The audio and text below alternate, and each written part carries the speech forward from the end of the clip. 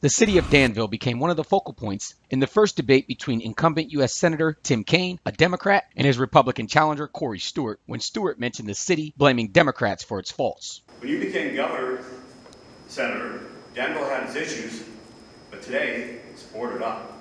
It's boarded up. People have left. Young people have left. The opiate crisis is completely out of control. The murder rate is way up. All crimes are way up. Suicides are up. It's sad. I'm not done, Senator. Pardon me while you're interrupting. I'm just saying what's sad is you trashing Danville. Pardon me. Since that debate, both candidates have visited the city of Danville. Here's Stewart in Danville on July 27th. Because Danville came up in the debate, there's probably no better place in Virginia and perhaps the country that shows the destructive effects of unfair trade agreements on American jobs, on American workers, and the American economy.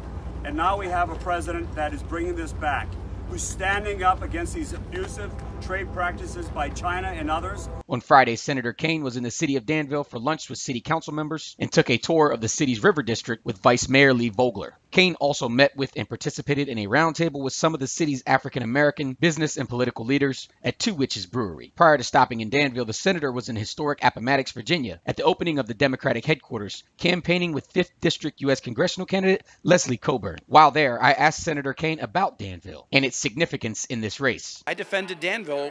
Corey Stewart was trashing it.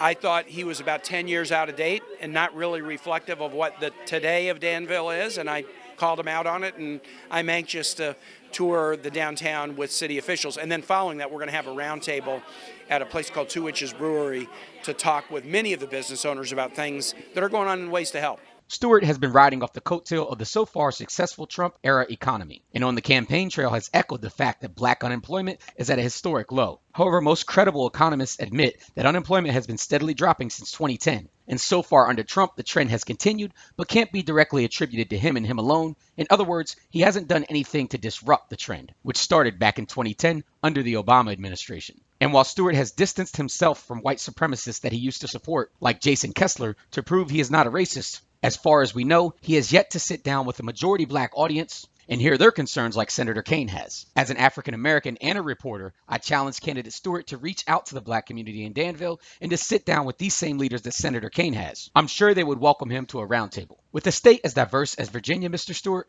proving that you aren't a racist is not good enough. You have to prove that you care about all Virginians. Just because you have proven that you aren't racist doesn't mean you aren't exclusively pro-white. That's where it all started.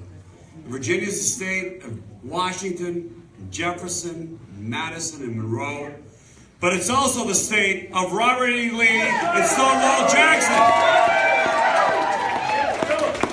To our viewers, check back with Breaking Through later for more on Senator Kaine and Leslie Coburn's visit to Appamattox and Danville, including Senator Kaine's response to Corey Stewart continuing to try to link him to the off-violent anti-fascist group known as Antifa. The report will also include footage from my interview with 5th District U.S. congressional candidate Leslie Coburn. In Danville, Theodore Whitelow for Breaking Through.